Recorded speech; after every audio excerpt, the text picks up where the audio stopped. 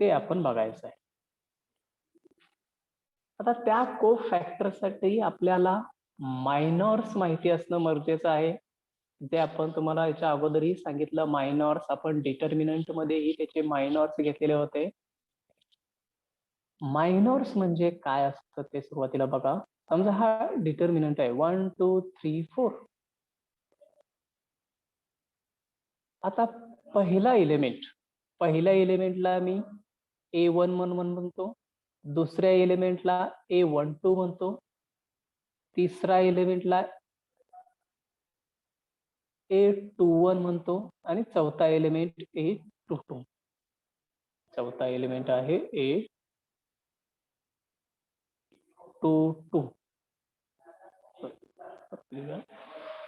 इथं घेतो A22. आता हे मायनॉर एलिमेंट कशा पद्धतीने असतील बघा. पहिला एलिमेंट म्हणजे A11 कोणता झाला? 1. हा एलिमेंट बरोबर आहे. पहिल्या रो आणि पहिल्या कॉलम मधला एलिमेंट म्हणजे तो 1 झाला.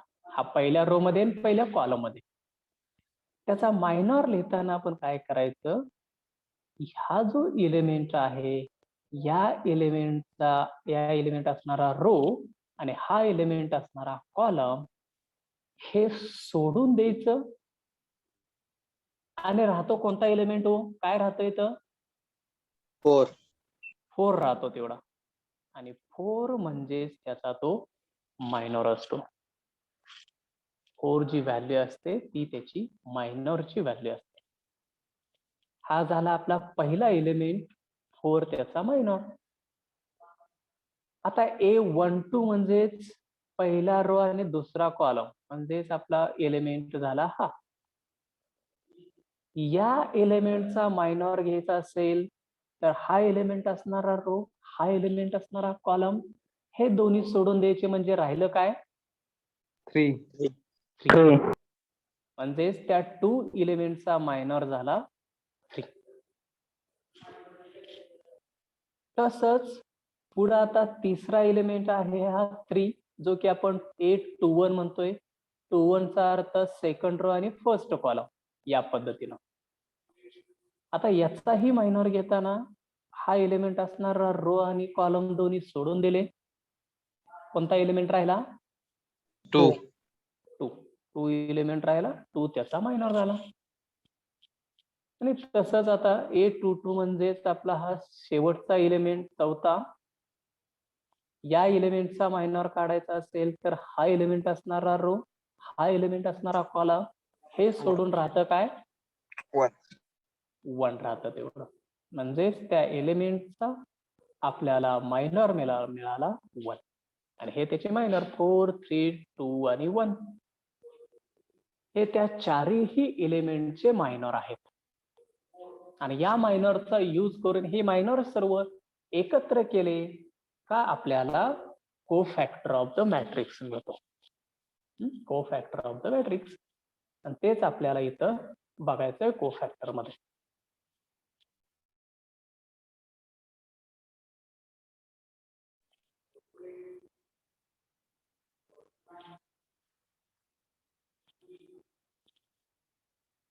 हेडिंग टाकलं सर्वांनी cofactor of the matrix? Yes sir. आता त्यामध्ये लिहून घ्या कोफॅक्टर ऑफ द मॅट्रिक्स चे फॉर्म्युला कोणता आहे तो लिहून घ्या.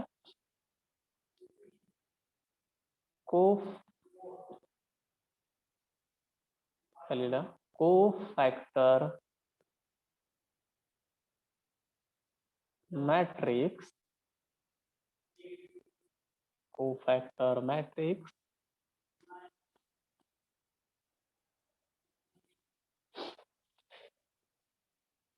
ब्रॅकेट मध्ये मी सी कोफॅक्टर मॅट्रिक्स साठी सी लिहिला.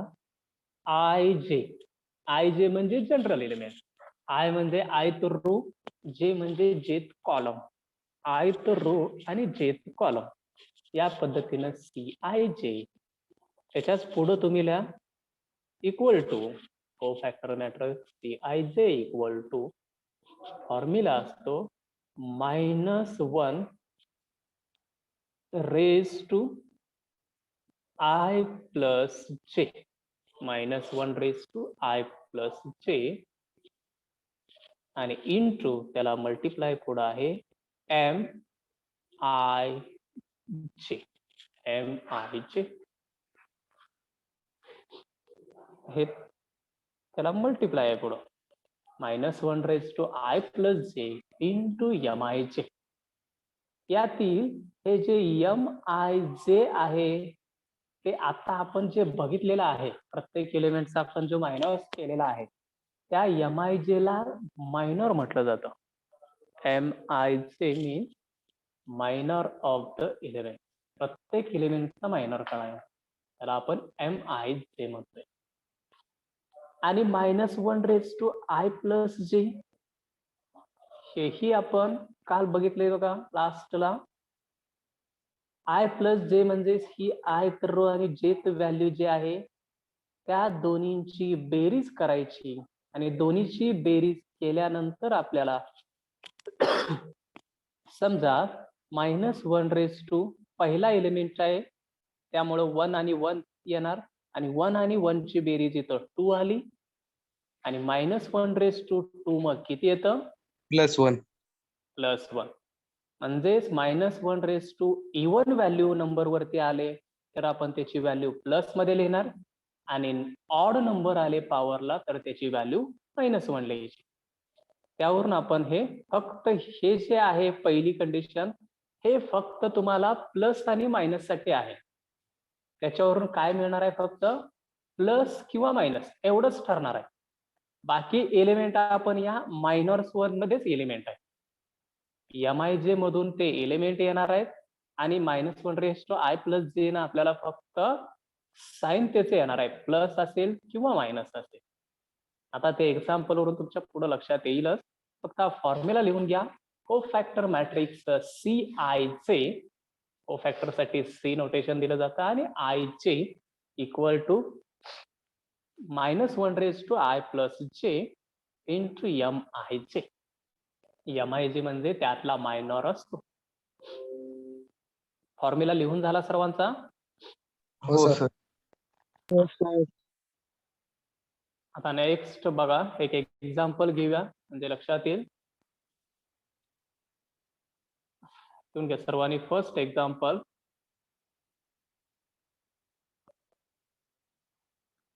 Find cofactor matrix. Find cofactor matrix of matrix दिला समजा 2 -1 3 4. हा क्वेश्चन आहे आपला. Find the cofactor matrix of 2 -1 3 4.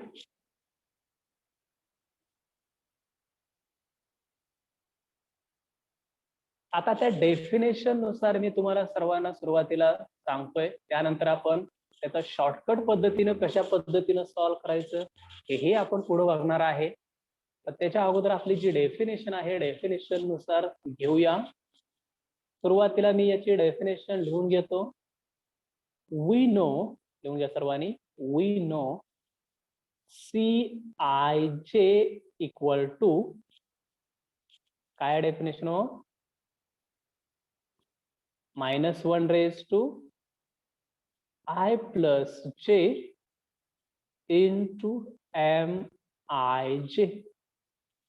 See, ij equal to -1 I + j into mij. हे आपली कोफॅक्टर मॅट्रिक्स डेफिनेशन. आणि यामध्ये आपण व्हॅल्यू टाकत आहे. हे जे आय आणि जे इथं जे आहे हे आय आणि जे या दोन्हींची इथं बेरीज आहे बघा. हे आय जे म्हणजे या दोन्हींची बेरीज असते. म्हणजे इथं कोणता एलिमेंट रो आणि कॉलमचा येईल त्यांची इथं बेरीज करायची आणि एम आय जे मध्ये हे आहे असं टाकायचं. आय जे इथं आहे असं टाकायचं. आता ह्या चारही एलिमेंट साठी आपण बघूया. बघा आता खाली पहिला एलिमेंट घेतोय C11. दुसरा आहे आपला C12. तिसरा आहे C21 आणि चौथा आहे C22. हे आपले 4 एलिमेंट आपल्याला कोफॅक्टर मॅट्रिक्सचे फाइंड आउट करायचे. C11, C12, C21 आणि C22. लक्षात येते चारही एलिमेंट आपले कशावरनं केलेत आपण ते 4 एलिमेंट जे तुम्हाला दिलेले आहेत त्याच्यावरून आपण हे C11 म्हणजे फर्स्ट रो फर्स्ट कॉलमचा एलिमेंट म्हणजे पहिला एलिमेंट. तो पाठीमागचा मॅट्रिक्स लिहावा वाटल्यास म्हणजे तुमच्या लक्षात येईल. इथं खाली मॅट्रिक्स लिहितो मी. मॅट्रिक्स तुम्हाला काय दिलेला आहे? मॅट्रिक्स सांगा मला. 2 minus 1 3 2 4 minus 1 3 4 हा मॅट्रिक्स आहे. म्हणजे C11 एलिमेंट म्हणजे हा एलिमेंट झाला, पहिला रो आणि पहिल्या कॉलमचा एलिमेंट झाला. त्यानंतर C12 एलिमेंट म्हणजे पहिला रो आणि दुसरा कॉलम म्हणजे हा एलिमेंट झाला. C21 म्हणजेच सेकंड रो आणि फर्स्ट कॉलम म्हणजे हा एलिमेंट झाला. आणि C22 म्हणजेच हा एलिमेंट झाला की ज्यामध्ये हा रो आणि हा कॉलम. या पद्धतीने आपल्याला ते एलिमेंट आहे. आता एक एक एलिमेंट घेत जाऊया. C11 म्हणजे फर्स्ट एलिमेंटचा आपल्याला कोफॅक्टर काढायचा आहे. पहिल्या एलिमेंटचा कोफॅक्टर म्हणजे या एलिमेंटचा. आता डेफिनेशन काय आहे आपली? -1 रेज टू I प्लस जे. I प्लस जे म्हणजे या दोन ज्या व्हॅल्यू असतात 1 1 यांची काय असेल वरती हो? ऍडिशन. बेरीज असणार. बरोबर आहे का? 1 प्लस 1 I प्लस जे म्हणते वरती 1 प्लस 1 असणार आणि पुढं m ही जी व्हॅल्यू आहे MIJ ती इथं आहे असे ठेवायची म्हणजे M11 हे मिळालं आपल्याला. आपल्या फॉर्म्युलेमध्ये आपण लिहिलं, जो फॉर्म्युला आता तुम्ही लिहिला होता बघा इथं, ही जी IJ व्हॅल्यू आहे ती M च्या ठिकाणी इथं खाली आहे असे आणि या IJ ची बेरीज इथं लिहायची. या पद्धतीने आपण पुढे इथं लिहिलं. -1 रेज टू 1 प्लस 1 M11. आता -1 रेज टू 1 प्लस 1 म्हणजे काय असेल तिथं ऍक्च्युली? 2 झालं. बरोबर आहे.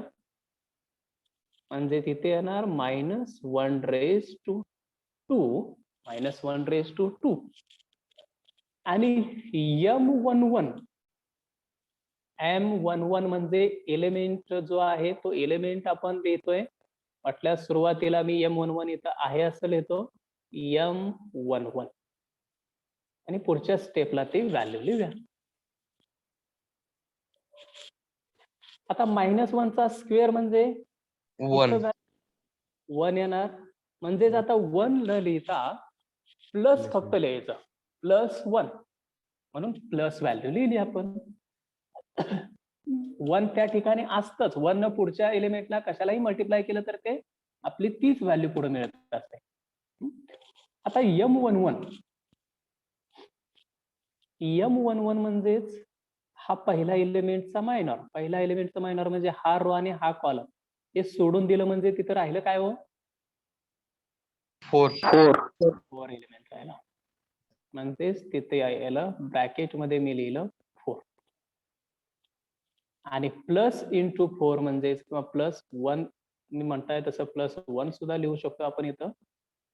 +1 इंटू 4 म्हणजे इथं आन्सर आलं आपलं काय? 4. म्हणजे C11 ची व्हॅल्यू मिळाली आपल्याला 4. आता सेम पद्धतीनं दुसरी व्हॅल्यू घेतो.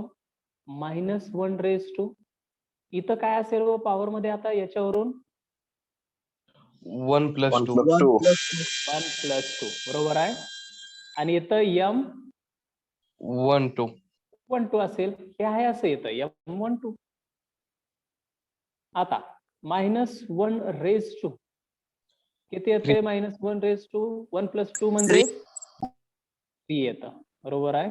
आणि हे M12 आहे असं इक्वल टू. आता -1 रेज टू क्यूब म्हणजे काय असतो? -1 -1 असतं. बरोबर आहे. आणि ब्रॅकेट मध्ये M12 ची व्हॅल्यू लिहायची. M12 म्हणजे ही दुसरी व्हॅल्यू. याचा आपल्याला रो आणि कॉलम काढून टाकायचा आणि काय एलिमेंट मिळतोय? 3. 3 एलिमेंट मिळतोय. -1 तो आहे एलिमेंट, तो रो आणि कॉलम सोडला का आपल्याला 3 एलिमेंट मिळाला.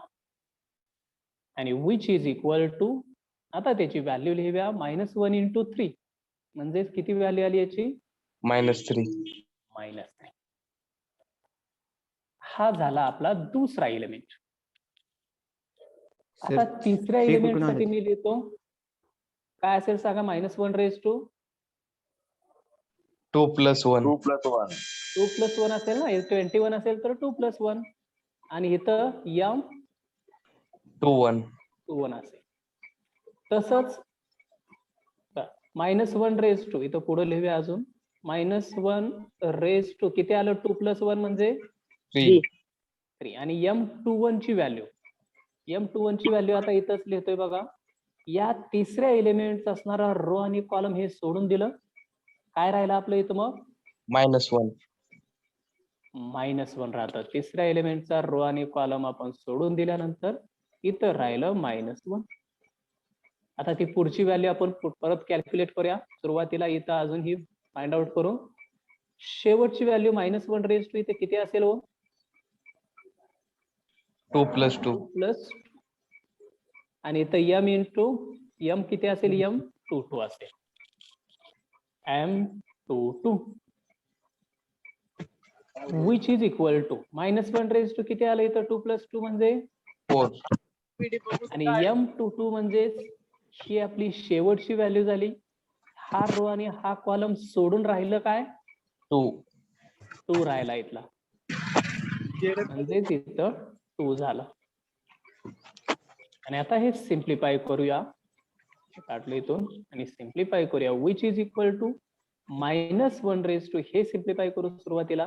-1 रेज टू क्यूब म्हणजे -1, आणि इथला पुढचा एक -1 इथं आहे असा -1, आणि हे -1 मल्टिप्लिकेशन +1. +1 झालं. तसंच खाली सुद्धा, माय बंद करा. कोणच गाडी देत नाही, कसे म्हणजे त्याची गाडी पप्पा फायनान्स काम करताय. माहित चालू रे. आता हे -1 रेज टू 4 म्हणजेच +1 का -1? +1. +1, आणि पुढं आहे 2, म्हणजे +1 इंटू 2 किती आलं इथं? 2. आलं. म्हणजेच आपल्याला पहिली व्हॅल्यू C114 मिळालं, C114, C12 -3, C211 आणि C22 व्हॅल्यू मिळाली. या ज्या 4 व्हॅल्यू आहेत, या 4 व्हॅल्यू आपण एकत्र केल्या का आपल्याला कोफॅक्टर मॅट्रिक्स मिळणार. म्हणून इथे लिहायचं, therefore cofactor matrix Cij equal to, element बघायचे, 4 - 3 1 2, 4 - 3 1 2. मग सुरुवातीला पहिला रो 4 - 3 आणि दुसरं रो 1 2. बघा तेच आहे का? 4 - 3 पहिला रो आणि नंतरचा रो 1 2. म्हणजेच हे आपलं आन्सर मिळालं. कोफॅक्टर मॅट्रिक्स Cij इक्वल टू 4 - 3 1 2. या पद्धतीनं ते फाइंड आउट केलं. आपल्या त्या डेफिनेशन, जो तुम्हाला फॉर्म्युला दिला होता, त्या फॉर्म्युलेनुसार आपण ते सॉल्व्ह केलं. 4 - 3 1 2 मिळालं. लिहून घ्या प्रत्येकाने. परत एकदा सांगतोय, ते सायमल्टेनियस लिहून क्लिअर करा. C11 ही व्हॅल्यू काढण्यासाठी आपण -1 रेज टू या दोन्हीची ऍडिशन इथे घेतली, 1 + 1, आणि M11 जे आहे ते M च्या बेसला लिहिलं 1 1. तसं -1 रेज टू 2 M11 ची व्हॅल्यू आपल्याला रो कॉलम ऍड करून -4 मिळाला. याचा स्क्वेअर म्हणजे +1, आणि या दोन्हीचं मल्टिप्लिकेशन म्हणजे 4. तसंच खाली C12 काढण्यासाठी या दोन्हीची बेरीज केली. 1 + 2 -1 + 1 + 2 म्हणजे इथं 3 आलं. इथली व्हॅल्यू M12 मध्ये इथं राहिली. M12 ची व्हॅल्यू 3 आहे. हे -3 झालं. C21 काढण्यासाठी -1 या दोन्हीची बेरीज केली. हे M121 आहे असं. हे -1 झालं. याची व्हॅल्यू -1 येते. तर मायनस इंटू मायनस म्हणजेच ही व्हॅल्यू 1 झाली. C22 काढण्यासाठी -1 2 + 2 आणि M22 -1 2 + 2 म्हणजे 4 झालं. M22 ची व्हॅल्यू 2 येते. ह्या -1 इव्हन पॉवर आहे म्हणजे हे +1 झालं. +1 × 2 म्हणजेच 2 झालं. आणि या चारही ज्या व्हॅल्यू आलेल्या आहेत त्या 4 व्हॅल्यू म्हणजेच पहिल्या रोच्या ठिकाणी पहिल्या 2 व्हॅल्यू लिहायच्या, दुसऱ्या रोच्या ठिकाणी या 2 व्हॅल्यू लिहायच्या. यांचा सिक्वेन्स कुठंही चेंज करायचा नाही. पहिल्या रो मध्ये फर्स्ट सेकंड व्हॅल्यू, दुसऱ्या रो मध्ये फर्स्ट सेकंड व्हॅल्यू. 4 एलिमेंटचा जर मॅट्रिक्स असेल 2x2 तर अशा पद्धतीने लिहायचे, पहिले 2 नंतरचे 2. सिक्वेन्स चेंज केला का आपलं पूर्ण आन्सर चुकलेला असेल, पूर्ण मार्क्स जातील. याला आपण कोफॅक्टर मॅट्रिक्स म्हणतो. समजते सर्वांना कोफॅक्टर मॅट्रिक्स? हो सर. Yes sir. हो सर. हो सर.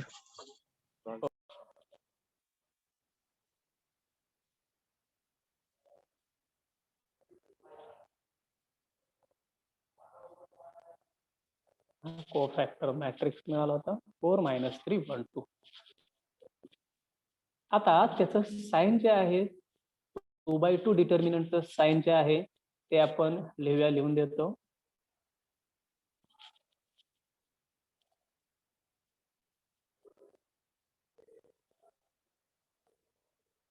साइन ऑफ 2x2 ऑर्डरच्या मॅट्रिक्सचं. आता तुम्ही प्रत्येक वेळी ते -1 1 + 1 + 1 + 2 2 + 1 हे करत बसायची गरज नाही. आता त्याची शॉर्टकट मेथड सांगतो. त्या डेफिनेशन नुसार तर आपल्याला येणारच आहे, पण आपल्याला हे जे C11 समजा पहिली व्हॅल्यू, दुसरी व्हॅल्यू, तिसरी व्हॅल्यू आणि चौथी व्हॅल्यू या 4 व्हॅल्यू मिळतात आपल्याला 2x2 च्या. पहिल्या 2 व्हॅल्यू म्हणजे इथं लिहित असतोय, दुसऱ्या 2 व्हॅल्यू म्हणजे त्याच्या खाली लिहित असतो. बरोबर आहे. आता या व्हॅल्यू लिहिताना बघा कशा पद्धतीनं साइनचं स्ट्रक्चर लक्षात ठेवायचं.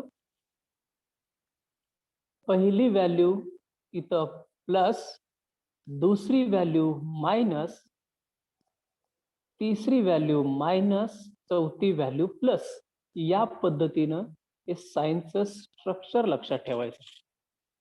Plus minus minus plus, plus minus minus plus. या पद्धतीने ते साइनचं स्ट्रक्चर लक्षात ठेवायचं. आता ते स्ट्रक्चर कशा पद्धतीने करायचं तेही पुढे सांगतोय, ते सर्वांनी लिहून घ्या. साइन ऑफ 2x2 मॅट्रिक्सचं ज्यावेळी आपण कोफॅक्टर मॅट्रिक्स काढतोय त्यावेळी हे स्ट्रक्चर साइनचं लक्षात ठेवायचं. 4 एलिमेंट असतील 2x2 ऑर्डरचा मॅट्रिक्स असेल तर sign plus minus minus plus या पद्धतीने आपण लक्षात ठेवणार. आणि जर 3x3 ऑर्डरचा मॅट्रिक्स असेल, साइन ऑफ 3x3 ऑर्डरचा मॅट्रिक्स असेल तर त्याचं साइन लक्षात ठेवायचं कशा पद्धतीने बघा. अल्टरनेट साइन घ्यायचं याच्या पुढं. इथं वरती होतं प्लस मायनस मायनस प्लस. आता 3x3 मध्ये किती एलिमेंट असणार हो? 9 एलिमेंट असतात. बरोबर आहे. 3x3 ऑर्डर मध्ये 9 एलिमेंट असतात. जसे की 2x2 ऑर्डर मध्ये 4च एलिमेंट आहे. तसं 3x3 ऑर्डर मध्ये आपल्याला 9 एलिमेंट असतात. आणि त्या 9 एलिमेंटची जी साइन आहे ती साइन आपल्याला माहिती असणं गरजेचं आहे, जेणेकरून आपल्याला ते -1 करत बसायची काहीच गरज नाहीये. आता ते साइनचं स्ट्रक्चर लिहून घ्या.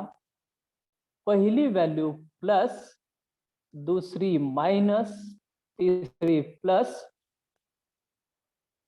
3-3च्या ग्रुपमध्ये असणार 3x3 ऑर्डर मध्ये प्लस मायनस प्लस, परत तिसरी व्हॅल्यू प्लस झाली तर परत चौथी व्हॅल्यू परत मायनस, परत प्लस, परत मायनस, परत मायनस नंतर प्लस, त्यानंतर मायनस आणि त्यानंतर प्लस. म्हणजेच जे 9 एलिमेंट येणार आहेत त्या 9 एलिमेंटचे साइन हे आपल्याला अल्टरनेट घ्यायचे आहेत. आता इथं बघा 1 2 3 4 5 6 7 8 आणि 9 ह्यांची जी साइन आपण घेणार आहे, पहिल्या एलिमेंटला व्हॅल्यू प्लस घ्यायची, दुसरी घ्यायची, परत प्लस, चौथ्याला मायनस, पाचव्याला प्लस, सहाव्याला मायनस, सातव्याला प्लस, आठव्याला मायनस आणि 9व्याला परत प्लस घ्यायचा आहे आपल्याला. या पद्धतीनं त्यांची साइन घ्यायची. 3x3 ऑर्डर असेल तर साइन घेताना plus minus plus minus plus minus करत जायचं, आणि 2x2 ऑर्डरला साइन घेताना प्लस मायनस मायनस प्लस, म्हणजे पहिल्या आणि शेवटच्या एलिमेंटसाठी आपण पॉझिटिव्ह घेणार आणि जे मिडलचे 2 एलिमेंट जे राहणार आहेत दुसऱ्या आणि तिसऱ्या एलिमेंटला निगेटिव्ह साइन घ्यायचं. हे 2x2 ऑर्डर आणि 3x3 ऑर्डर मधला डिफरन्स. या पद्धतीने आपण त्या व्हॅल्यू ज्या आहेत त्या घेणार आहे. म्हणजे ही शॉर्टकट प्रमाणे प्रत्येक वेळी ते -1 करत बसायची यामध्ये काही गरज नाही. हे सर्वांनी लिहून घ्या 2x2 ऑर्डर आणि 3x3 ऑर्डर साठी. बघा आता पुढं एक एक्झाम्पल घेऊया म्हणजे तुमच्या लक्षात येईल. आता एक्झाम्पल आपलं हे दुसरे एक्झाम्पल आहे. दुसरे एक्झाम्पल आपलं घेऊया. Find cofactor matrix. Cofactor matrix of matrix आहे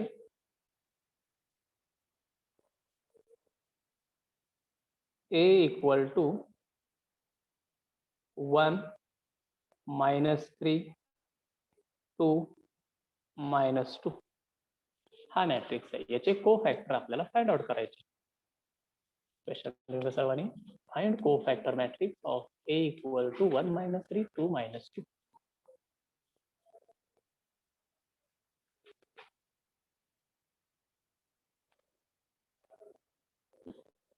आता सुरुवातीला मी दिलेला मॅट्रिक्स लिहितो. गिवन A इक्वल टू 1 -3 2 -2 हे 4 एलिमेंट आहेत.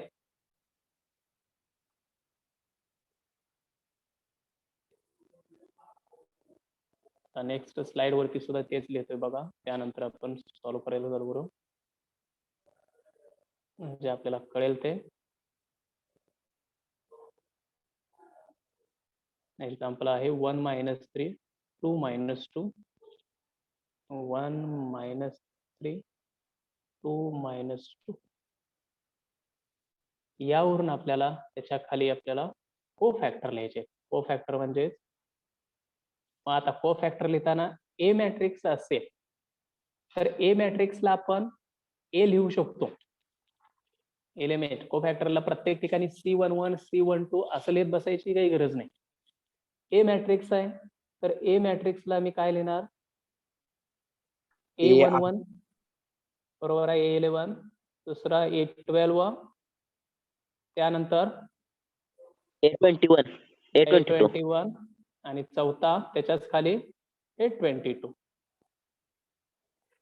या पद्धतीने 4 एलिमेंट लिहायचे. सुरुवातीला अशा पद्धतीने लिहून टाकायचं A11 A12 A21 A22. लक्षात आले.